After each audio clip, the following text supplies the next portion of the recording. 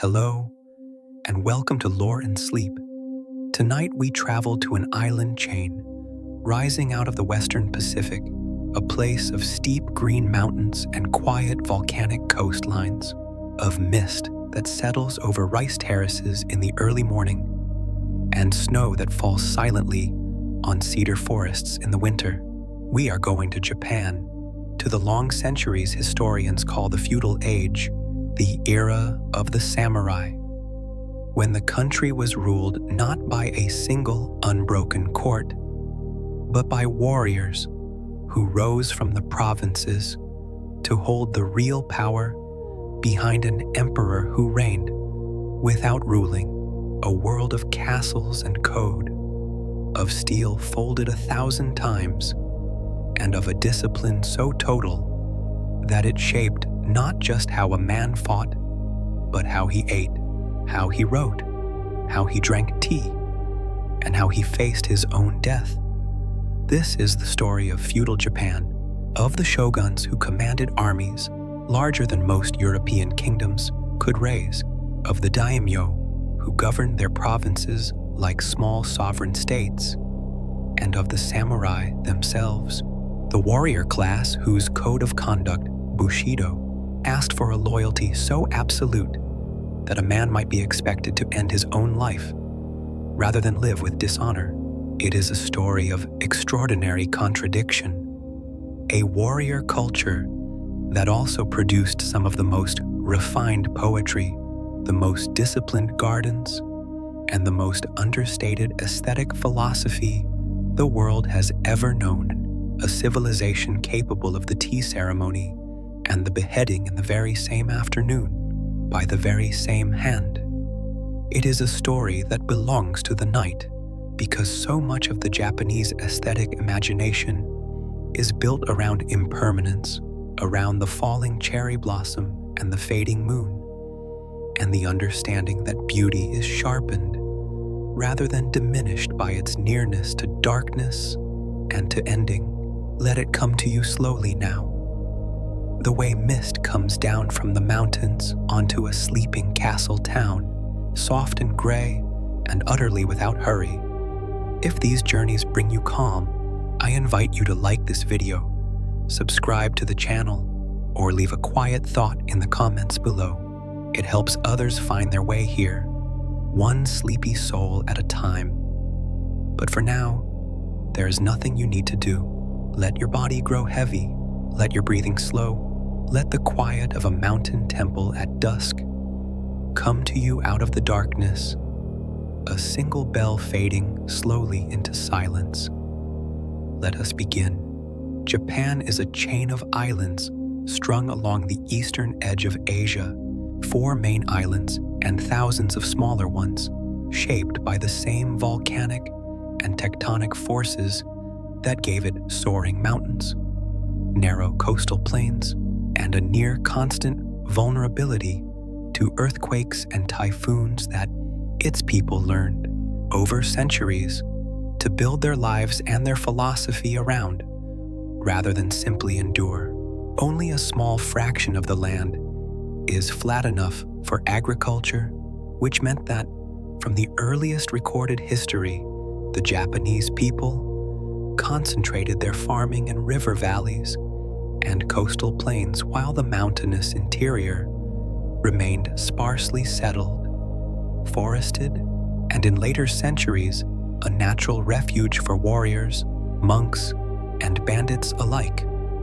Before the feudal age properly began, Japan had already developed under the Yamato court and later the Heian court, centered in Kyoto, a sophisticated imperial civilization deeply influenced by Chinese models of writing, law, and Buddhist philosophy, alongside its own indigenous tradition of Shinto belief. The Heian period, running roughly from the late 8th century to the late 12th, produced a refined aristocratic culture obsessed with poetry, calligraphy, and courtly romance, a world captured unforgettably in the Tale of Genji, written by the noblewoman Murasaki Shikibu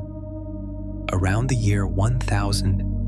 and still regarded as one of the first and greatest novels in world literature. But this elegant court culture,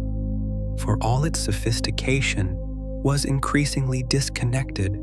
from the actual military power accumulating in the provinces, where great landholding families were building private armies to defend their estates from rivals and from the central government's own tax collectors alike. The transition from this courtly world to the age of the warrior came through a slow, uneven process that historians usually trace to the rise of two great rival clans, the Minamoto and the Taira, whose struggle for dominance culminated in the Genpei War of the late 12th century, when the Minamoto clan, led by Minamoto no Yoritomo, finally triumphed. Yoritomo did something that would define the next 700 years of Japanese history. Rather than seizing the imperial throne itself, he established a separate military government,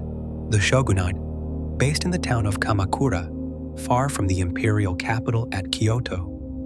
The emperor remained on his throne, a sacred and symbolic figurehead descended, in Japanese belief,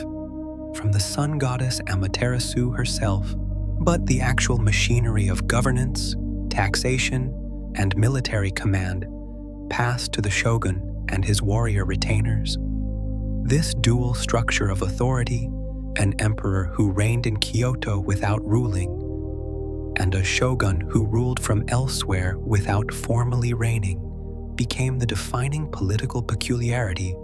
of feudal Japan and remained largely intact through several changes of shogunal dynasty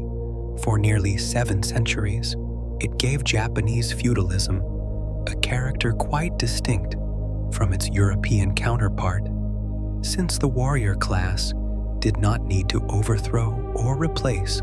the old sacred monarchy to hold power. It simply built a second structure alongside it, one that could absorb the practical business of war and governance, while leaving the older imperial institution to continue performing the religious and ceremonial functions that gave the whole system its ultimate legitimacy. Beneath the shogun, the country was organized into provinces held by daimyo, powerful regional lords,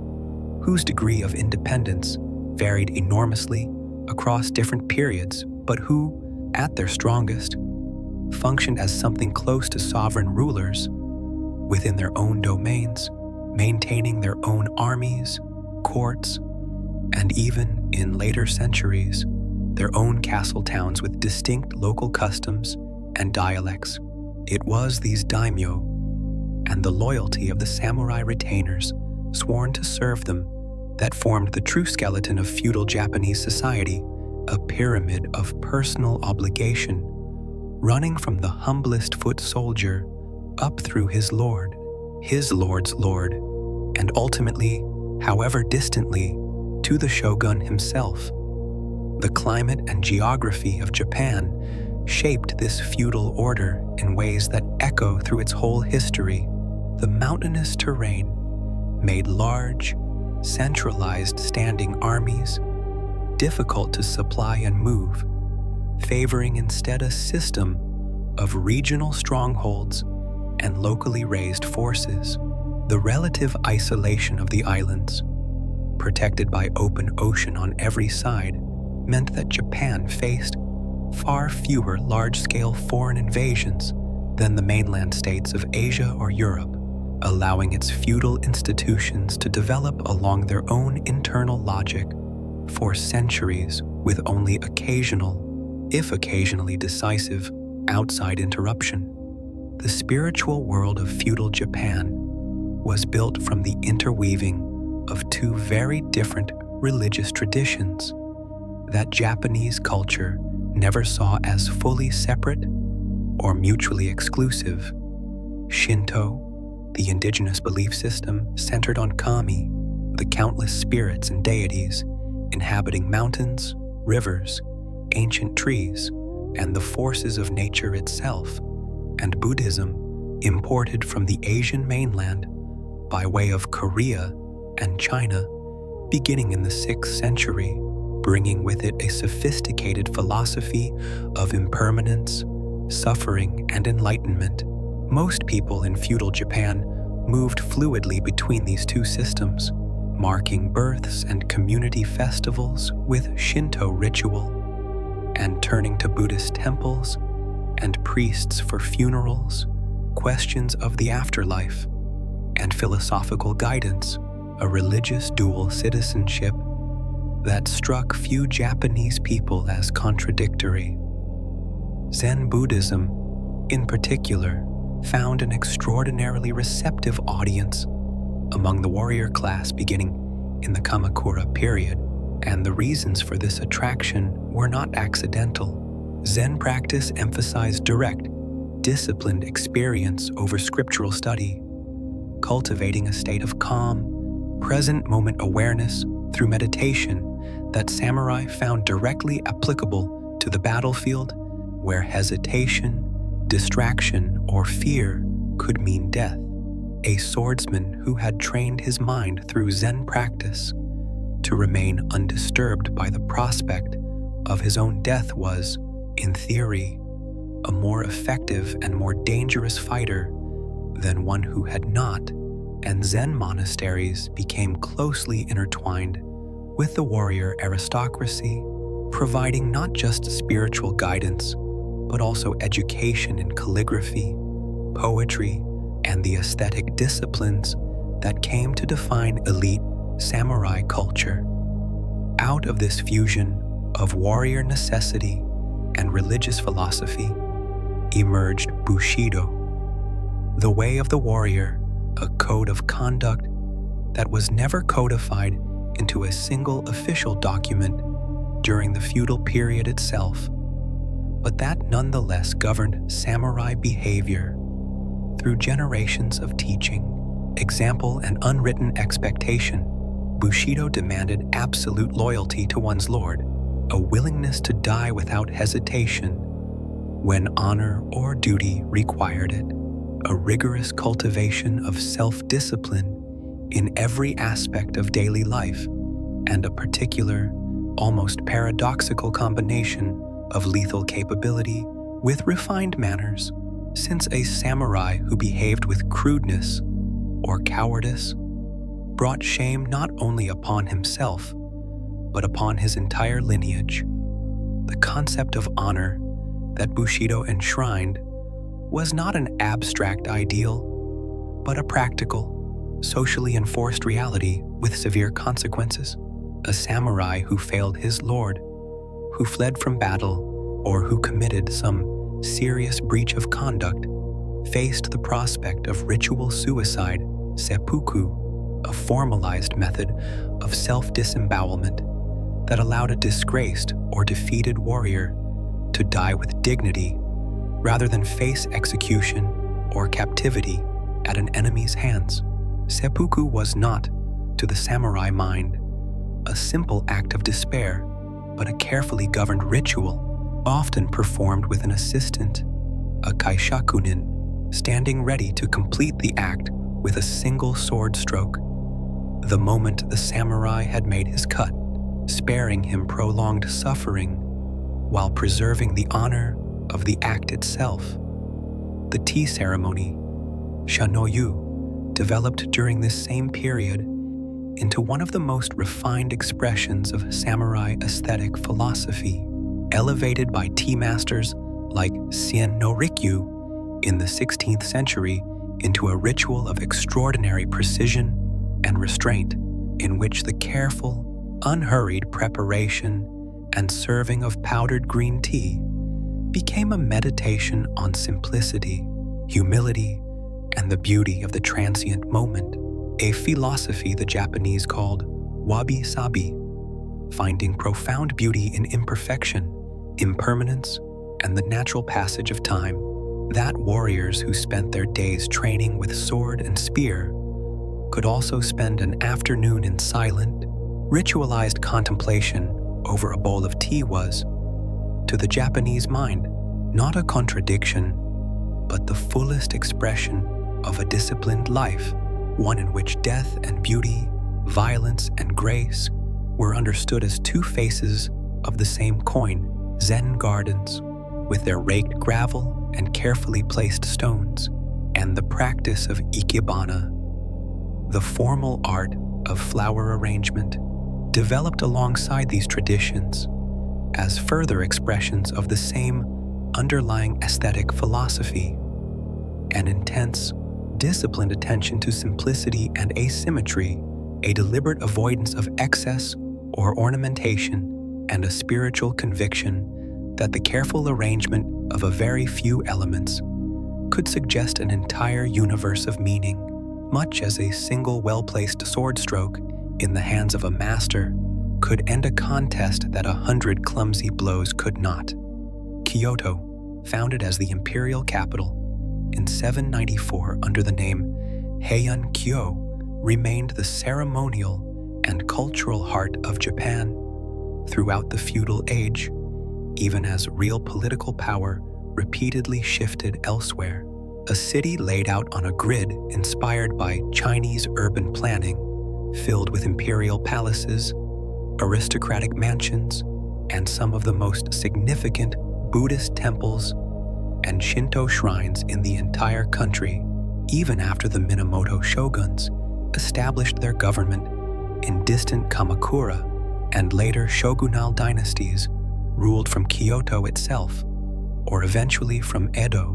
The old imperial capital never lost its symbolic centrality, remaining the place where the emperor performed the sacred rituals that, in Japanese belief, maintained the correct relationship between the human world and the divine.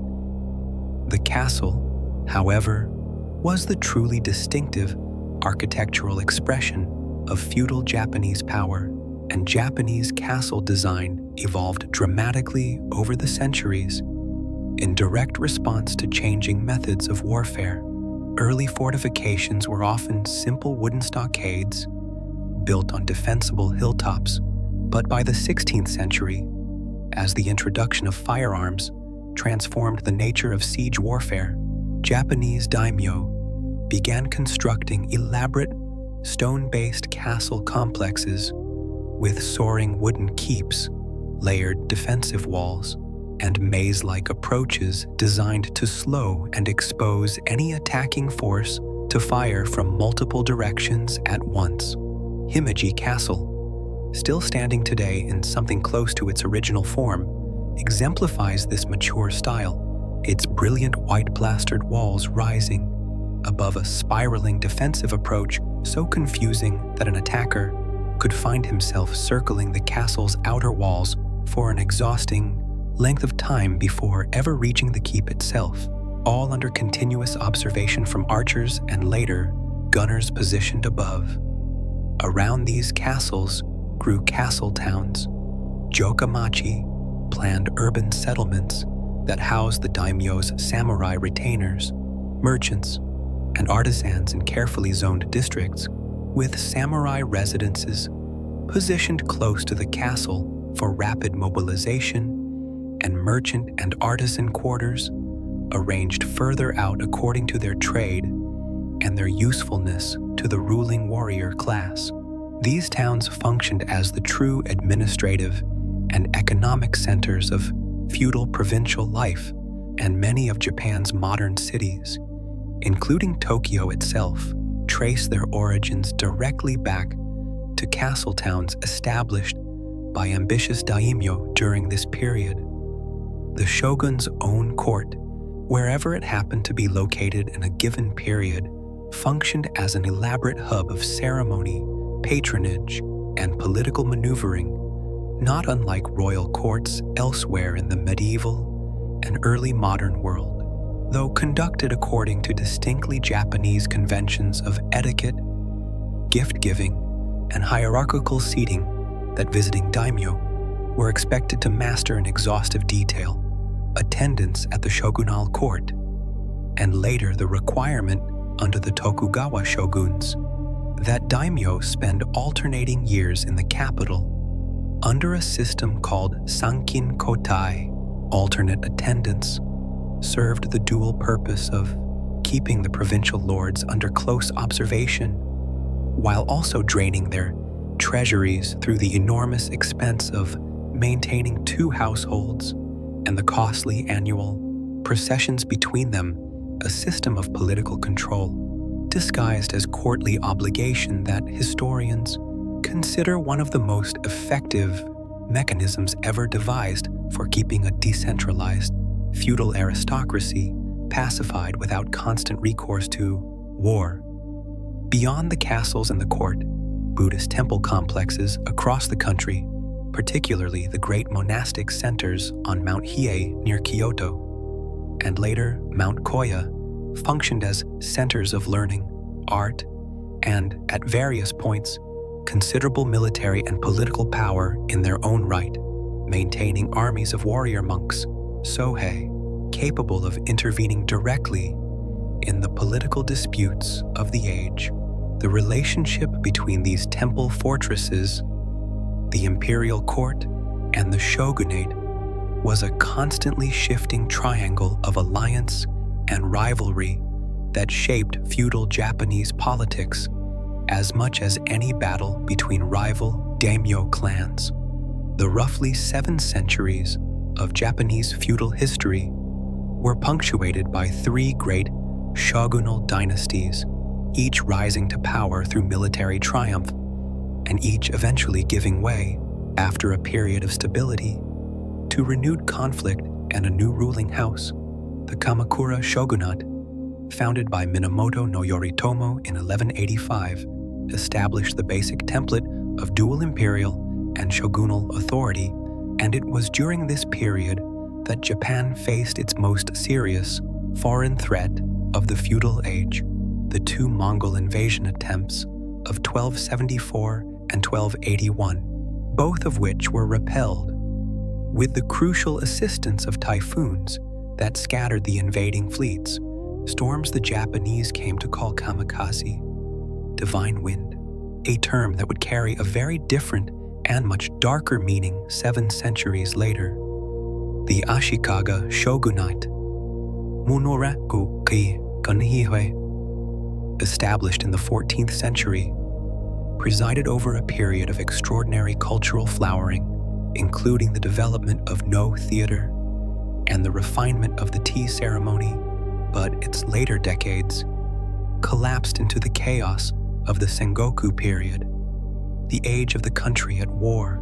roughly a century and a half of near constant civil conflict, during which the shogun's authority became largely nominal and power devolved almost entirely to competing regional daimyo, each fighting to expand his territory at his neighbor's expense. It was during this turbulent Sengoku period that some of the most legendary figures in Japanese history rose to prominence, warlords whose ambition, cruelty, and occasional brilliance still dominate Japanese popular memory and popular culture today. Oda Nobunaga, born into a minor daimyo family, emerged as the first of 3 great unifiers who would eventually end the Sengoku chaos, employing ruthless tactics, innovative use of imported firearms, and a genuine strategic brilliance to bring roughly a third of Japan under his direct control before his own betrayal and death at the hands of one of his own generals in 1582 in an incident at Honnoji Temple that remains one of the most dramatic and debated episodes in all of Japanese history. His work was continued by his brilliant subordinate, Toyotomi Hideyoshi, a man of famously humble birth, who rose through sheer ability to complete the unification of Japan, and who then launched 2 ultimately unsuccessful invasions of Korea in the 1590s, campaigns whose ambitions extended,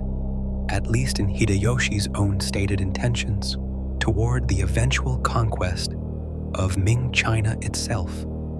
The final unifier, Tokugawa Ieyasu, waited with legendary patience through the reigns of both Nobunaga and Hideyoshi, consolidating his own power carefully, before finally securing decisive victory at the Battle of Sekigahara in 1600, a battle involving well over 100,000 soldiers that determined the shape of Japanese politics for the next 2.5 centuries.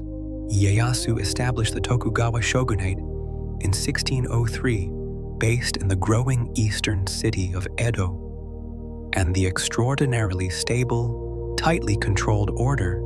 his dynasty imposed brought the age of civil war to a definitive close, ushering in what historians call the Edo period, more than 250 years of largely uninterrupted peace. Alongside these great unifiers, Japanese history and legend preserve the memory of individual samurai whose skill and philosophy became models for the warrior ideal itself. Miyamoto Musashi, a swordsman who reportedly fought and won over 60 duels during the early 17th century, later retired to write The Book of Five Rings, a treatise on swordsmanship and strategy that blended practical martial technique with Zen philosophical reflection, and that remains studied today well beyond Japan as a work of strategic thought. The 47 Ronin, a band of samurai who, in the early 18th century, avenged the forced suicide of their disgraced lord by assassinating the official responsible before calmly turning themselves in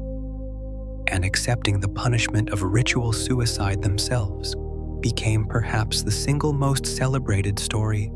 of loyalty and honor in the entire Bushido tradition, retold in kabuki plays, prints, and films for more than 3 centuries since. The katana, the curved, single-edged longsword that has become the single most recognizable symbol of the samurai in the modern imagination, was the product of a metallurgical tradition of extraordinary sophistication developed by Japanese swordsmiths over centuries of refinement. The process of forging a katana involved repeatedly folding and hammering the steel, sometimes dozens of times, to remove impurities and create the fine, layered grain structure visible in a finished blade surface, while a technique called differential hardening, in which the spine of the blade was coated with clay before quenching in water to cool more slowly than the edge, produced a blade combining a hard, sharp cutting edge with a softer, more flexible spine capable of absorbing the shock of combat without shattering, a combination of properties that European metallurgists of the same period struggled to replicate with their own very different steel-making traditions. But the katana was only the most famous element of a broader samurai arsenal that evolved considerably across the feudal period. Early samurai warfare centered heavily on mounted archery,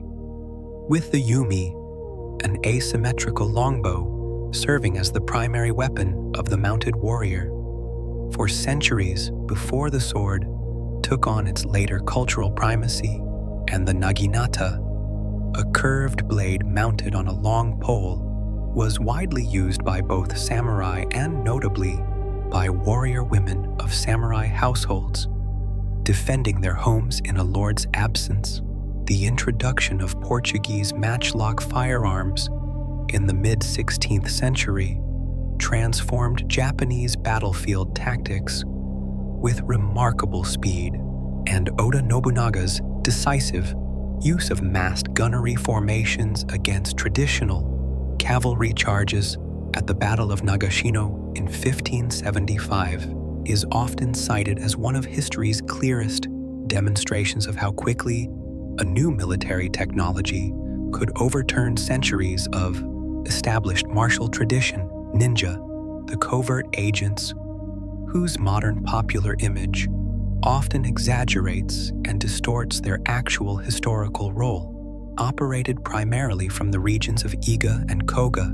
developing specialized skills in espionage, infiltration, sabotage, and assassination that complemented rather than replaced conventional samurai warfare, since a daimyo's open battles were fought by samurai armies, while his intelligence gathering, covert sabotage, and occasional targeted killings were more often the province of these specialized, socially lower status operatives, whose effectiveness depended precisely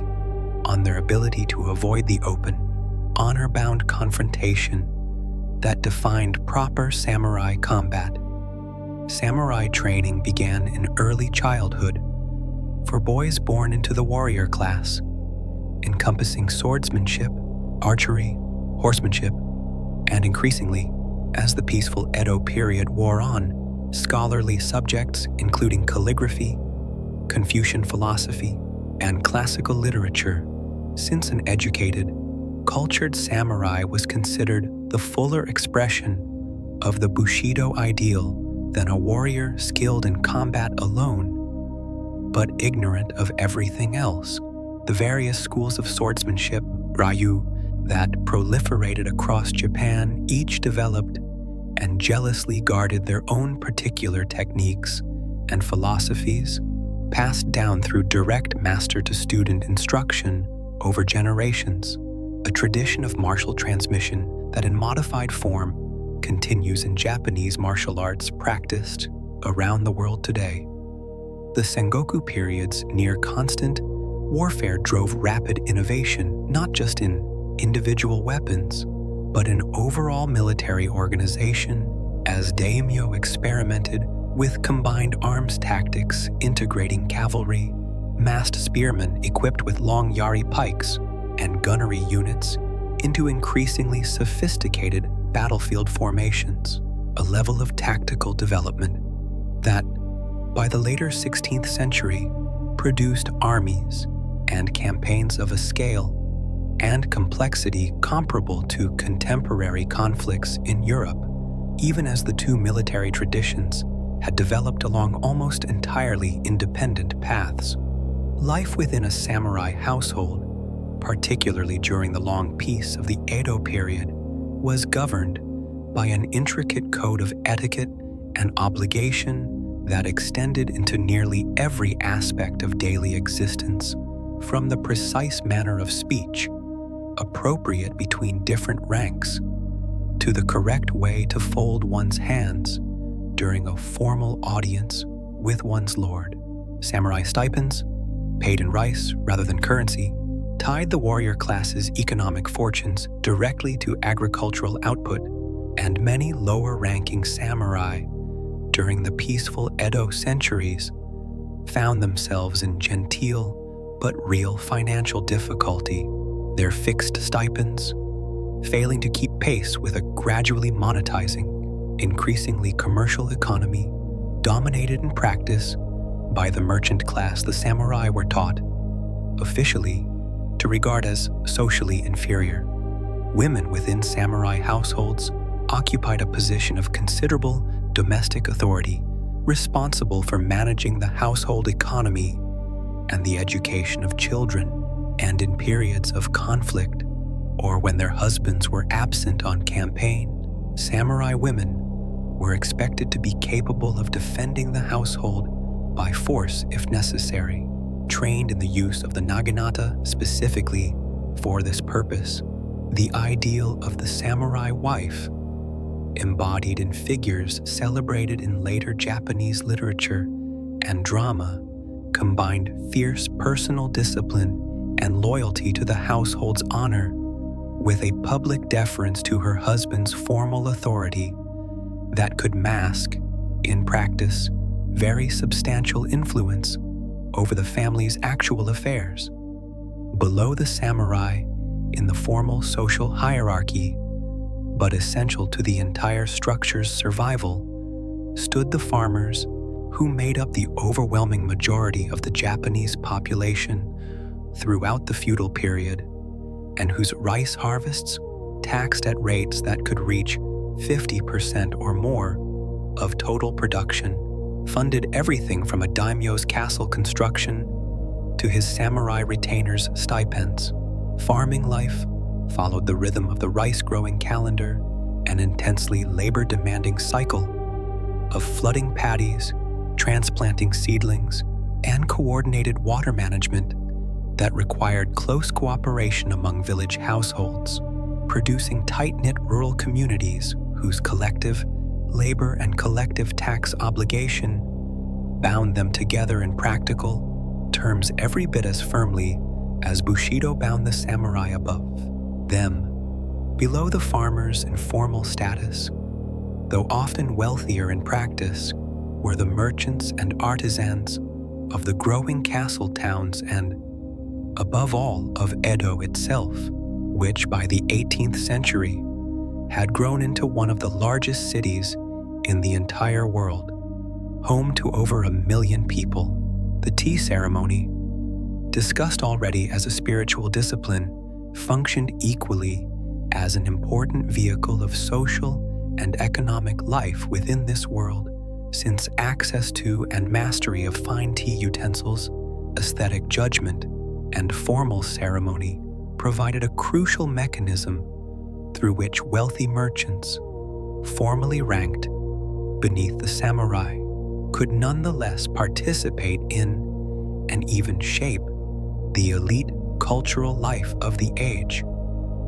The pleasure districts of Edo cities, particularly the licensed quarters like Yoshiwara, developed their own elaborate hierarchies and artistic culture centered around geisha, professional entertainers trained rigorously in music, dance, conversation, and the subtle social arts, a profession that, contrary to some popular misunderstanding, was distinct from and did not necessarily involve the sexual commerce, also present in these same districts. Kabuki theater and ukiyo-e woodblock prints, the floating world art depicting the fashionable pleasures and personalities of urban life, both flourished spectacularly during the peaceful Edo centuries, becoming enduring artistic legacies that would eventually, centuries later, profoundly influence Western artists from Vincent van Gogh to Claude Monet. The two Mongol invasion attempts of the 13th century, already mentioned as early tests of the Kamakura shogunate's military capacity, deserve fuller attention as episodes that shaped Japanese strategic thinking and religious sentiment for centuries afterward. Kublai Khan, having subdued Korea and consolidated Mongol control over much of continental Asia, twice dispatched massive invasion fleets toward the Japanese islands. In 1274 and again, with an even larger force in 1281, on both occasions, Japanese defenders fought fiercely along the coast of Kyushu, but it was the sudden arrival of powerful typhoons, striking the anchored Mongol fleets with devastating effect, that ultimately destroyed the invading forces and preserved Japanese independence. Storms the Japanese interpreted as literally divine intervention, kamikaze, the wind of the gods, sent to protect the sacred islands from foreign conquest, a belief that reinforced Japan's already strong sense of itself as a uniquely protected and spiritually distinct nation. The Sengoku period of internal warfare that followed several centuries later, and its eventual resolution through the successive efforts of Nobunaga, Hideyoshi, and finally Ieyasu, has already been traced in outline, but the stability the Tokugawa shogunate established after 1600 deserves particular attention for its sheer duration and its distinctive method of maintaining internal peace. The Tokugawa shoguns governed through an elaborate system of controls, including the Sankin Kotai alternate attendance system already described, strict regulation of daimyo marriages and castle construction to prevent any single lord from accumulating dangerous independent military strength, and a rigid, formally enforced social hierarchy, placing samurai above farmers, farmers above artisans, and artisans above merchants, an official ranking that, as already noted, often bore little relationship to actual accumulated wealth.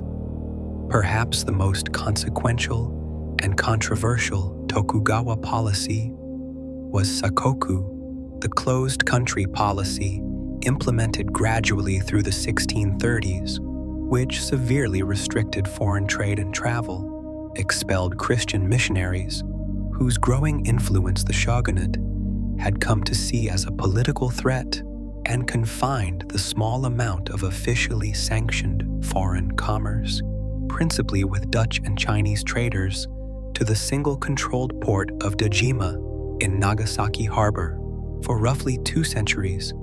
Japan deliberately limited its contact with the outside world to a degree matched by very few other societies in recorded history, a policy that historians debate fiercely, some emphasizing the remarkable internal, cultural, economic, and artistic flowering that this isolation permitted, and others emphasizing the technological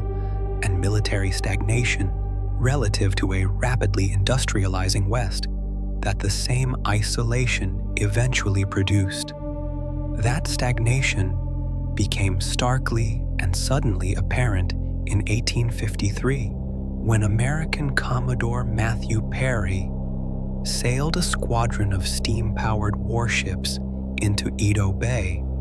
and, through a combination of technological display and calculated diplomatic pressure, forced the Tokugawa shogunate to abandon its long isolation and open Japanese ports to American and, soon afterward, other Western trade. The humiliating unequal treaties that followed, and the shogunate's evident inability to resist Western military and economic pressure, fatally undermined the Tokugawa government's legitimacy in the eyes of many samurai, particularly younger warriors from domains in Western Japan who had long resented Tokugawa dominance,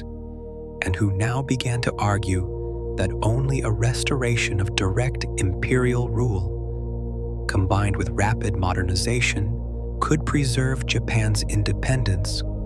against the same colonial pressures that had already subordinated much of the rest of Asia to European and American power.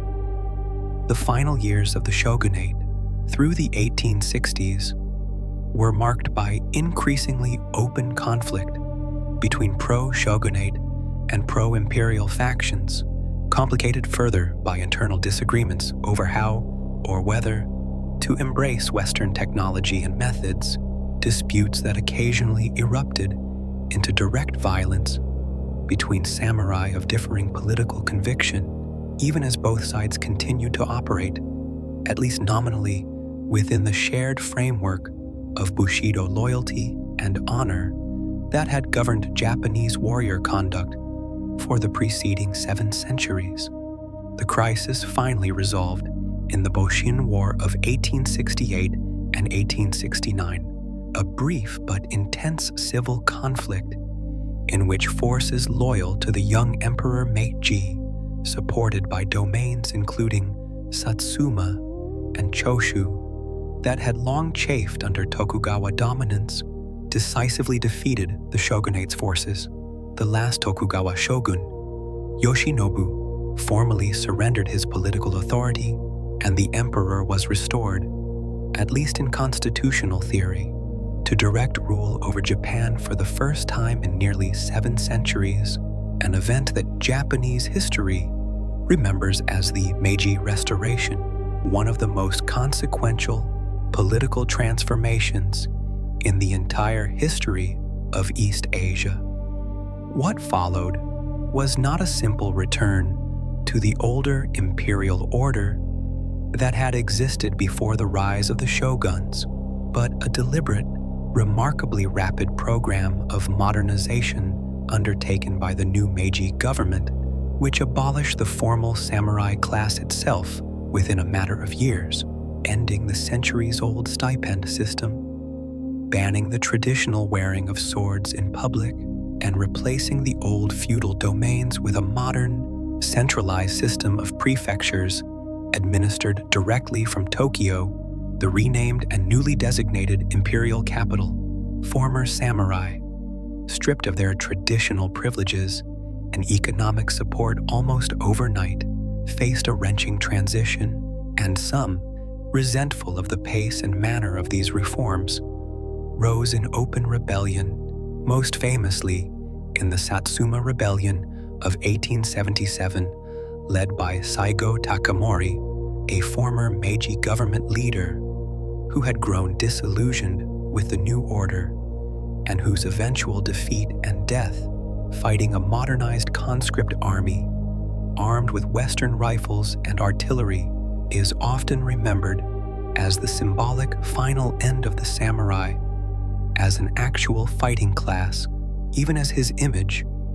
and the broader samurai ideal he had come to represent would go on to occupy an even larger place in Japanese cultural memory than it had held in life. The formal institutions of feudal Japan, the shogunate, the daimyo domains, the legally distinct samurai class itself, were all dismantled within roughly a generation of the Meiji Restoration. Yet the cultural and philosophical inheritance of the feudal age proved remarkably durable, reshaped rather than erased by Japan's headlong rush toward industrial and military modernization. Bushido, reinterpreted and in some respects reinvented for a modern nationalist context, was deliberately promoted by the Meiji and subsequent Japanese governments as a unifying national ethic, extending well beyond its original warrior class origins, a process of cultural reinvention that would carry complicated and, in the 20th century, sometimes deeply troubling consequences as elements of the old warrior code were invoked to justify Japan's modern military campaigns.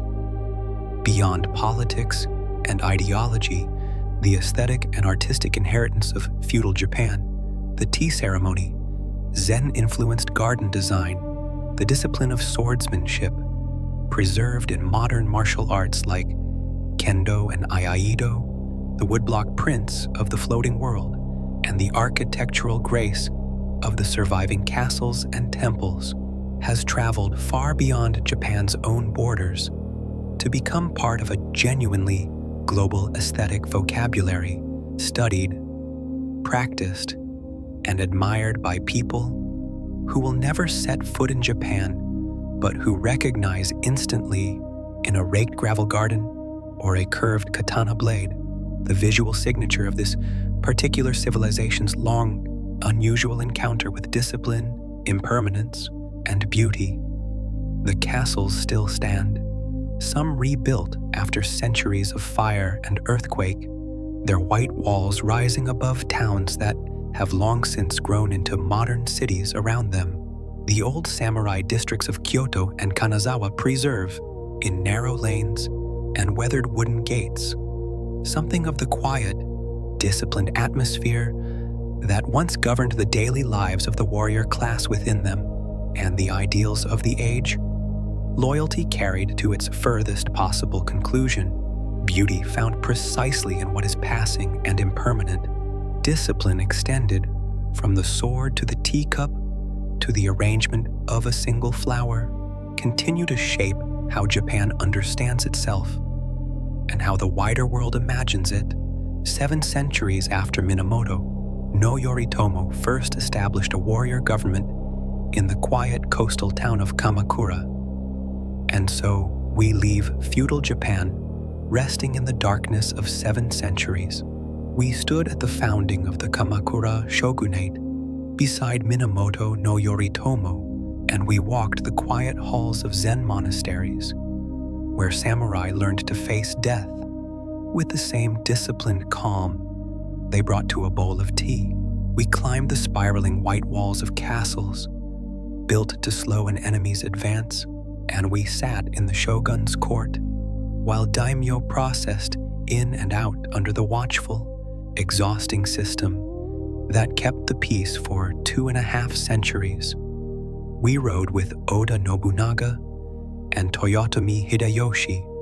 and Tokugawa Ieyasu through the long chaos of the Sengoku Wars, and we stood on the battlefield at Nagashino as gunfire ended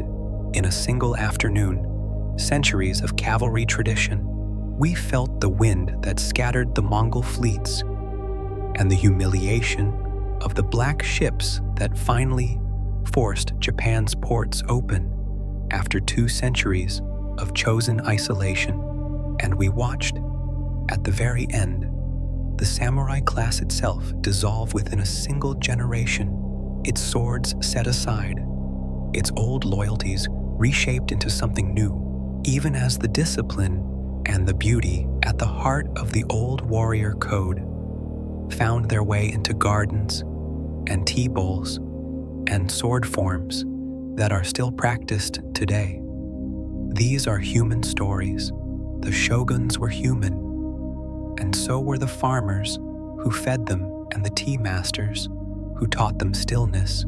And the world they built together was as disciplined and as contradictory as anything human beings have ever built.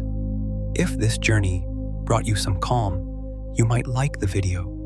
or subscribe to the channel, or leave a small quiet comment below. It helps others find their way here, and every person who finds their way here is one more person sleeping a little more gently tonight. There is another story waiting for you on the screen. You can simply let it play and let the night continue, and let the ancient world keep talking in its old slow voice. But for now, there is nothing left to follow. The castle gates are closed. The tea has gone cold in its bowl. The last sword has been set down for the night. Let your jaw unclench. Let your shoulders drop. Let your hands open slowly. The way hands open when a long watch has finally ended and there is nothing left to guard. Let your breathing find its own quiet rhythm, slow and steady, in and out, like mist settling over a sleeping mountain temple, patient and old and entirely at peace with the passing of all these years. Sleep well, and good night.